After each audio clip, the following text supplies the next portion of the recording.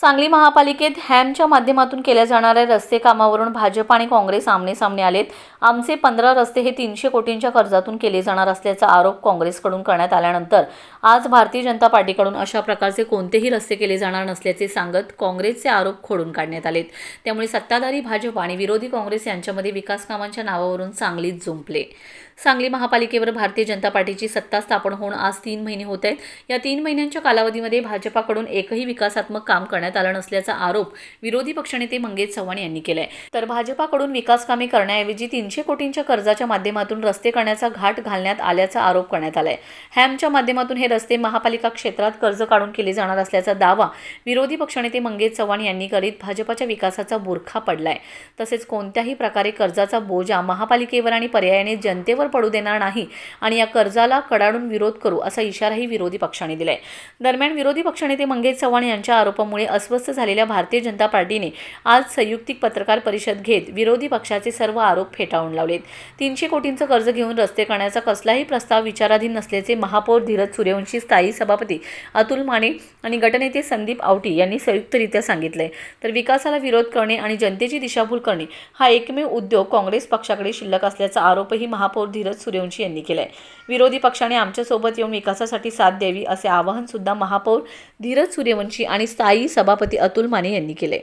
काँग्रेस पक्षाला किंवा राष्ट्रवादी शरदचंद्र पवार पक्षाला हॅमबद्दल विरोध एवढ्यासाठीच आहे, आम्हाला विकास कामाला आम्ही विरोध करणार नाही, पण हॅमच्या माध्यमातून जो दरोडा घालायचं चाललंय त्याला 100% आमचा विरोध राहील। कारण 1-1 किलोमीटर रस्त्याला हिने 13 ते 16 कोटी रुपये धरलेत।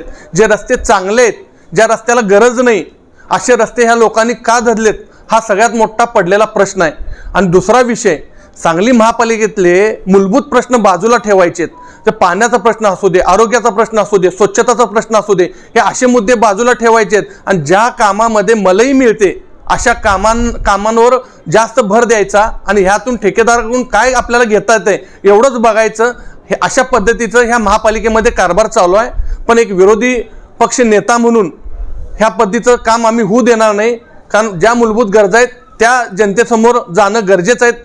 तर अशा पद्धतीचं काम होत असेल तर आम्ही आणि रस्त्यावर उतरू आणि त्यांची हुकुमशाही मोडून काढू। येणाऱ्या काळामध्ये जर का असंच काम चाललं तर पब्लिकमध्ये पैसा गोळा करू, भीक मागो आंदोलन करू आणि चंद्रकांत दादांना आणि ह्यांच्या नेत्यांना देऊ सांगू, महापालिकेवर बोजा न टाकता ह्या आमच्या वर्गणीतनं गोळा झालेला पैसा तुम्ही घ्या आणि तुम्हाला सांगली महापालिकेचा विकास करा, एवढी विनंती मी ह्या माध्यमातून आपल्या समोर करत आहे। कालच पंतप्रधान साहेबांनी ह्याच्या माध्यमातून, प्रेसच्या माध्यमातून सगळ्यांना आवाहन केलंय, सोनं खरेदी करू नका, पेट्रोल कमी वापरा, तेल कमी वापरा। तर आज देशावर येणारं सर्वात मोठं संकट आहे महागाईचं, ह्याला उद्देशून मोदी साहेबांनी ह्यासमोर आपल्या प्रेस समोर सांगितलं आहे। तर ह्याचा विचार तर ह्या लोकांनी करायला पाहिजे की खरोखर हे रस्ते गरजेचे आहेत का, मूलभूत गरजा कुठल्या गरजेच्या आहेत। आज सांगलीमध्ये पाण्याची एवढी टंचाई आहे की लोकांच्या घरामध्ये पाणी प्यायला मिळत नाही। नदी शेजारी असून यांच्या नियोजनामुळं लोकांच्या घरापर्यंत पाणी जाऊ शकत नाही। आज सांगली शहराच्या बाहेरच्या बाजूला विस्तारित भागामध्ये ज्या ठिकाणी वस्ती झाली नाही पण त्या ठिकाणी भाजपचं कार्यालय झाले, अशा ठिकाणी हे हॅमचे रस्ते करायला लागल्यात। हे सांगलीकर जनता ओळखून आहे आणि येणाऱ्या काळात सांगलीकर जनता यांना उत्तर देईल, एवढंच या ठिकाणी मी सांगतो। सोबत येण्याचं आवाहन केलेलं आहे तुम्हाला? मी विकास कामासाठी सोबत येईन, पण ह्यांच्यासारख्या दरोडा घालणार असतील तर आम्ही त्यांच्याबरोबर जाणार नाही। महापालिकेचं उत्पन्न वाढत असेल तर त्याला आम्ही विरोध करणार नाही, पण उत्पन्नाच्या खाली आज महापालिकेचं LED लाईट पथदिव्यांचं देणं जवळजवळ 50 कोटीपेक्षा जास्त आहे आणि ते वर्षाला वाढत जाणार आहे। ह्याच पैसे ह्याचे भागणार नाहीत आणि असे किती त्या सोलर ऊर्जेतनं पैसे गोळा होणार आहेत आणि बाकीच्या योजना आहेत त्याचे पैसे आपल्याला भागवायचे आहेत। वरून फंड येत असताना 30% महापालिकेचा हिस्सा असतो आणि 70% शासनाचा हिस्सा असतो। तोच 30% हिस्सा भागवायला आज महापालिकेकडे पैसे नाही आहेत। आज कामगारांचे पगार होत नाही आहेत। आज सगळे कामगार आमच्यापर्यंत येतात, माझा पगार झाला नाही, माझं घर चालत नाही। अशा परिस्थितीमध्ये ह्या लोकांनी महापालिकेवर बोजा करण्याचा घाट या ठिकाणी ह्या हॅमच्या माध्यमातून आणला आहे। तो तुम्ही हाणून पाडणार? 100% आम्ही हाणून पाडणार। या संदर्भात विरोधी पक्ष नेत्यांनी केलेले आरोप बिनबुडाचे आहेत। हॅम ही संकल्पना काय आहे त्यांनी एकदा सांगावी सगळ्यांना। उगाचच काय तर ते म्हणतात ना साप म्हणून काय तर बडवून घ्यायचा तसा विषय नाही आहे हा. आम्ही सांगलीच्या विकासासाठी काम करणारी भारतीय जनता पार्टी आणि अजित पवार गट सगळं आम्ही त्या दृष्टीनं काम करत आहे. सांगली शहराला आम्ही जी पाहणी करायला गेलो त्यात नुसता हॅमचाच विषय किंवा हॅमचेच रस्ते नव्हते, तर एनकॅपमधून जी कामं सभापतींचा आरोप होता की ती कामं चुकीच्या पद्धतीनं चालू आहेत, त्यासुद्धा कामांची आम्ही पाहणी केली. सांगलीत जे आपण 2 पेट्रोल पंप उभा करणार आहे सांगली शहरात, ज्यातून आपल्या महानगरपालिकेचं उत्पन्न वाढेल, ते सुद्धा पंपाच्या जागासुद्धा आम्ही बघायसाठी गेलो होतो. आणि हॅम ही संकल्पना अशी आहे की जेणेकरून सांगली शहराला जोडणारे हायवेपासून जोडणारे रस्ते तयार करणे, त्या रस्त्यात कधी तर सांगलीनं चांगले रस्ते बघायला पाहिजेत का नाही, कधी तर सांगलीचं इन्फ्रास्ट्रक्चर वाढायला पाहिजे का नाही, ह्या सगळ्या गोष्टी आम्ही आमच्या ज्या संकल्पनेत आहेत त्या मॅडमसमोर मांडल्या. आणि मॅडमनी त्या गोष्टींना आम्हाला व्हिजिट दिव्या या सगळ्या गोष्टींची म्हणून 4 वाजताची वेळ दिली. आणि त्या पद्धतीनं आम्ही सांगली, मिरज, कुपवाड तिन्ही शहरात फिरून सगळ्या रस्त्यांची, ज्या जागेंची सगळ्याची पाहणी केली. आणि हॅम हा प्रोजेक्ट काय आम्ही आमच्या दालनात किंवा आमच्या केबिनमध्ये बसून मंजूर करायचा विषय नाही आहे. तो विषय असा आहे की त्याचे महासभेत मंजुरी होणार आहेत, त्यावेळी ते तिथे उपस्थित असणार आहेत. त्यांना जर काय गोष्ट चुकीची वाटली तर त्यांनी तिथे विरोध करावा. माझं तर असं मत आहे की विरोधी पक्ष नेत्यांनी आमच्या या सगळ्या विकास जेव्हा आम्ही करणार आहे सांगली, मिरज, कोपरचा, त्यात आमच्या बरोबर राहून विकासाचं भागीदार व्हावं, ना की नुसतं एखाद्या कामाला विरोध करणे, विरोधी पक्ष नेत्या म्हणून नुसतं विरोध करत बसण्यात त्यांनी त्यांचा वेळ घालवू नये. सांगली, मिरज, कोपरच्या विकासात त्यांनी आम्हाला साथ द्यावी. आम्ही चांगलंच करणार आहे. मागच्या 5 वर्षात आम्ही चांगलंच काम केले, त्यामुळंच आम्हाला सांगली, मिरज, कोपरच्या जनतेनं पुन्हा एकदा सांगलीच्या महानगरपालिकेच्या सत्तेत बसवले आणि आम्हाला चांगलीच कामं करायची. आणि हे काही करत असताना कुठल्या तर ठेकेदाराला नजरेसमोर ठेवून कुठल्या तर आमच्या नेत्याच्यावर आरोप करायचे, सभापतींवर आरोप, आमच्यावर आरोप, हे करून वेळ वाया घालण्यापेक्षा आम्ही जे विकासात्मक दृष्टिकोन सांगली शहरासाठी ठेवलेला आहे त्यात त्यांनी सामील व्हावं, जेणेकरून त्यांचंसुद्धा नाव या सांगलीच्या विकासात कोरलं जाईल. एवढंच त्यांना माझं म्हणणं. कर्ज काढून हे सगळं करणार आहे असं त्यांचा आरोप आहे. कर्ज नेमकं काढणार हे बघा, अजून प्रोजेक्टच तयार नाही. त्यांचा ऐका ना, हा प्रोजेक्टच तयार नाही.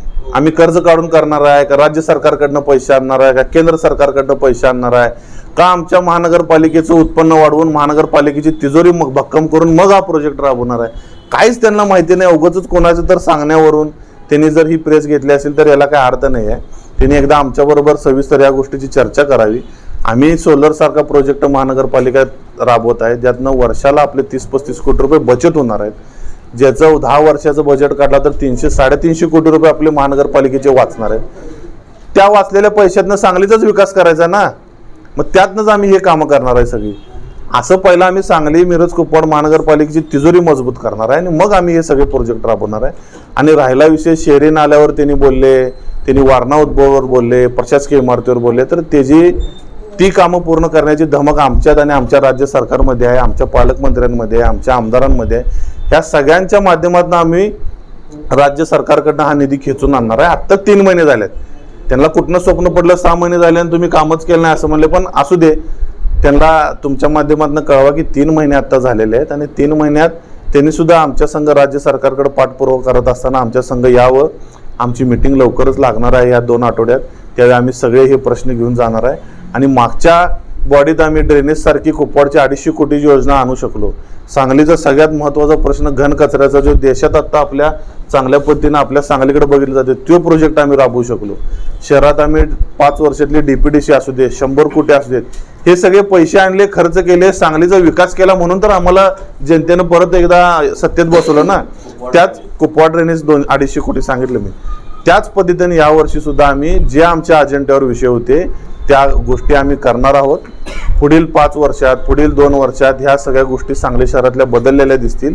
विकासाच्या कामात विरोधी पक्षनेत्याने आमच्या संघ यावं. नुसतं विरोध करत बसण्यात काय अर्थ नाही. त्यांना आमचं हे आव्हान आहे. त्यांचं जो काय आरोप केलेला आहे हॅमच्या संदर्भातला, काय नेमका खुलासा आहे? हॅमच्या बाबतीत आम्ही परवा महापौर साहेब, आयुक्त मॅडम, राष्ट्रवादीचे गटनेते, आमचे गटनेते या सर्वांनी एक सांगलीच्या विकासात्मक दृष्टिकोनातून आम्ही सांगलीमध्ये नवीन इन्फ्रास्ट्रक्चर आलं पाहिजे या दृष्टिकोनातून आमच्या नेत्यांच्या मार्गदर्शनाखाली सांगलीचा विकास कशा पद्धतीने करता येईल यासाठी एक ठराविक योजना आम्ही राबवलेली आहे. त्यामध्ये एक हॅमची संकल्पना आमची आहे. या हॅमच्या संकल्पनेमध्ये जे नॅशनल हायवे आहेत म्हणजे नागपूर रत्नागिरी जो हायवे त्यापासून सांगली शहराला, मिरज शहराला व कुपवाड शहराला कसं जोडता येईल आणि शहराचा एक विकासात्मक दृष्टिकोन कसा वाढेल, त्या ठिकाणी आपल्याला हॅमच्या माध्यमातून जे रस्ते आपल्याला मंजूर करायचे आहेत त्याची पाहणी फक्त आम्ही करून आलो. त्यामध्ये कुठलेही आत्ता 15 रस्ते आम्ही सर्वांनी मिळून पाहणी करून आले. त्यामध्ये आयुक्त मॅडमबरोबर नंतर आमची परत बैठक होणार आहे. त्यामध्ये राज्य सरकारच्या बाबतीमध्ये चर्चा होणार आहे आणि हे सर्व चर्चा करून सांगलीमध्ये कुठले रस्ते धरले तर सांगलीचा विकासात्मक दृष्टिकोन वाढेल या दृष्टीने आम्ही पाहणी करून आलेलो आहे. तुमच्या वारंवार विरोधी पक्षनेते आरोप करतात की आमदारांच्या आशीर्वादाने तुम्ही सभापती झाले. 100% मी आमदारांच्या आशीर्वादानं सभापती झालेलो आहे. पण ज्यावेळी माझं विरोधी पक्ष नेत्यांना सुद्धा त्यांनी सुद्धा कोणाच्या तर आशीर्वादानंच विरोधी पक्ष नेते झालेले आहेत. त्यांच्यावर सुद्धा कोणाचं तरी प्रेम आहे म्हणूनच त्यांच्यापेक्षा सिनियर नगरसेवक असताना सुद्धा त्यांना विरोधी पक्ष नेत्याची जबाबदारी दिलेली आहे काँग्रेस पक्षानं. पहिल्यांदाच निवडून आला असं त्यांचं मत आहे, त्यामुळे हो, मी पहिल्यांदाच निवडून आलेला आहे आणि पहिल्यांदाच निवडून येऊन सुद्धा त्यांच्यापेक्षा जास्त कामं मी करून दाखवेन. ते 2 वेळा निवडून आले, त्यांच्यापेक्षा जास्त कामं मला करून दाखवण्याची माझ्या धमक आहे. आणि मी नगरसेवक नसताना जी माझ्या वार्डामध्ये मी कामं केलेली आहेत ती एकदा त्यांनी पाहून यावेत आणि त्यांनी त्यांच्या कालावधीमध्ये तेवढे कामं केलेले असतील तर त्यांनी दाखवावेत. घराची 4 घरं झाले तिकडे बघा असं म्हणायचं त्याला. त्यांचे 18 जणांत 4 घरं आहेत आणि आमची काही नाहीत. आमचं एकच घर आहे, भारतीय जनता पार्टी. आमचं कमळ हेच आमचं हे आहे आणि आमच्यामध्ये कुठलेही वादविवाद नाहीत. आमच्या फक्त दोघांच्या भांडणाचं हे सांगून त्यांनी आपलं दुकान चालवायचा प्रयत्न करू नये. आम्ही एक संघच आहोत. शहरात फक्त रस्त्याचाच प्रश्न आहे का, म्हणजे अनेक मूलभूत प्रश्न आहेत त्यावर तुम्ही सर्व प्रश्नांसाठी आम्ही एकत्रित येणार आहोत. एकत्रित आहोत. आम्ही पहिल्यापासून सांगतोय की आम्ही एकत्रित आहोत, एकत्रित राहणार आणि तुम्हाला ह्या बॉडीमध्ये मी आणि महापौर साहेब आमच्याकडे जी पक्षानं आम्हाला मदत दिली त्यामध्ये नक्कीच आम्ही या शहराच्या विकासाच्या दृष्टिकोनातून चांगलं काम करून मला 100% करून दाखवू.